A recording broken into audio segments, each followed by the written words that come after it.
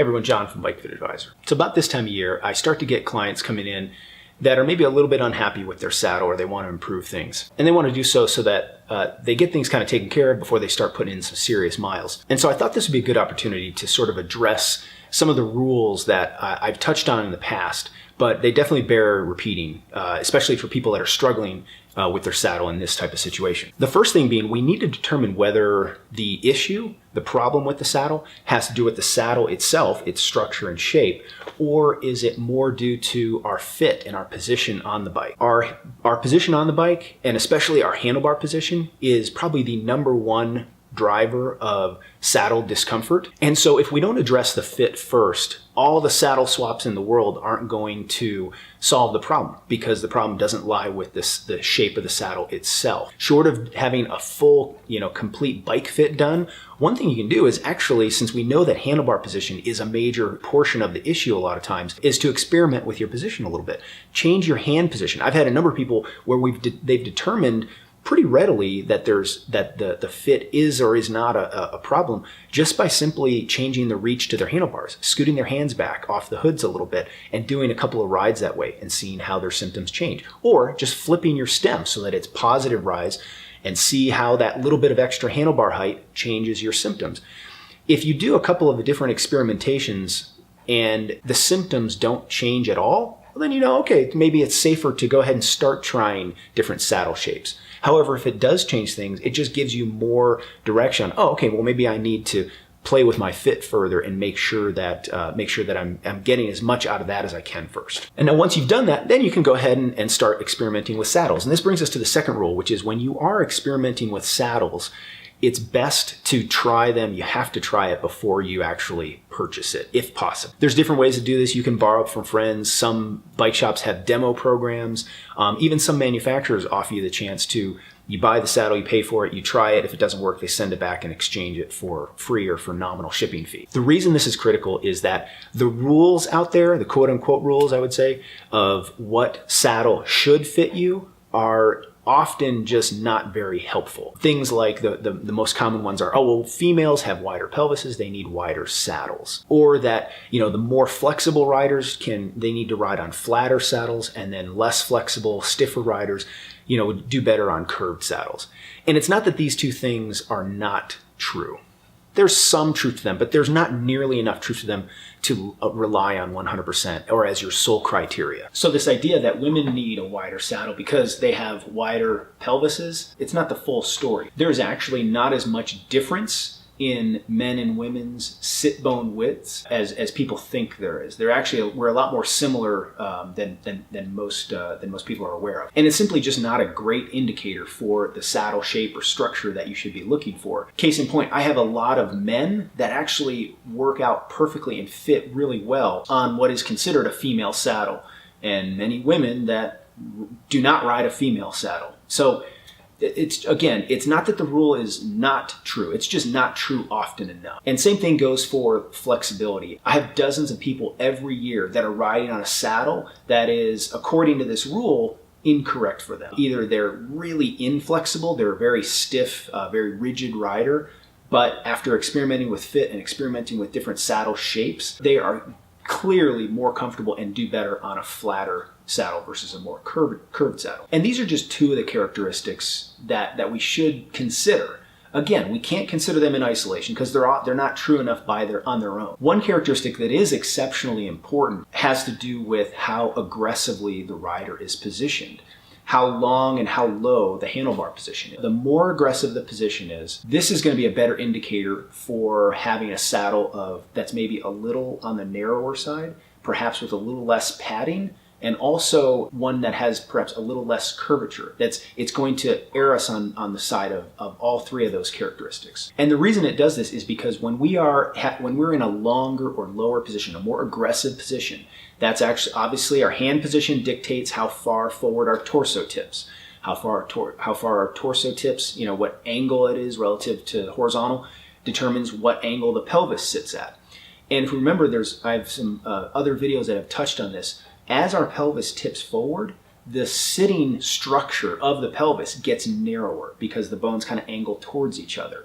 We go from the area just in front of the ischial when we're sitting more upright, and we go along those ischial rami and they get narrower and narrower. So the sitting surface is likely to get narrower and narrower as well. So it is okay, and it's good to consider these things, and we want to consider, in this case, we're talking about 3 characteristics, but we want to consider them all together. So we've talked about flexibility and inflexibility. That's, again, there's some truth to it. The whole male-female, I actually would substitute that with larger rider versus smaller rider. Generally a bigger person is going to have a slightly larger sitting surface. And then third, the aggressiveness of the position of the position of the rider on the bike. We want to consider all these things, and if we do so, then it's going to give us a better idea of which direction we should go. So let's do a quick example, and we'll use this bike. This is one of my client's bikes, and he is experiencing some irritation right through here on the saddle, right through the nose, middle portion of the saddle. And let me give you a couple of characters. He's tall. He's a big guy. He's about 6'4", 6'5". He's not real heavy. He's actually pretty svelte. He's a little over 200 pounds. But still, he's a bigger guy. He has, I would say, a moderately aggressive position. You can kind of see he's got a little bit of bar drop here. And this puts his torso position, would consider a moderately aggressive angle. His torso angles at about 43 degrees or so from horizontal. So not super aggressive, but he's also not sitting upright. His flexibility is, I would say, average, especially given his age. He's actually in his early 60s, but pretty fit. Overall, everything else he's tolerated very well on this bike. We have addressed, just to kind of get this out of the way, we have addressed his fit. We have played with that a fair bit and dialed things in. So we're pretty confident that we can start adjusting and swapping saddles and trying different things. Based on all this, yes, he is a bigger rider, but he is pretty fit, even though his flexibility is not great. I would consider it just fair to good. And he does tolerate this aggressive position reasonably well. So what I think that we're going to try to do for instance, this Arione, this is a Fizik Arione. It's considered a flat saddle. We have to take these classifications a little bit with a grain of salt as well, because yes, it is flat through the top, middle surface here, but it does slope off the sides here. So there is some relieving, there is some curvature to this. We're going to first, based on his position more than anything, we're going to still stick with something reasonably flat, but I want to give him something that has a little bit more flat supporting surface, flat supporting structure through the middle and the back of the saddle where he is actually sitting. By doing so, I think what we might be able to do is actually support the bottom of his pelvis better so that he's resting on the bones, and then we're taking the pressure off the nose. And we're going to try that with this saddle here. This is a this is a Prologo Zero. It is, you can kind of see, it is still a very flat saddle.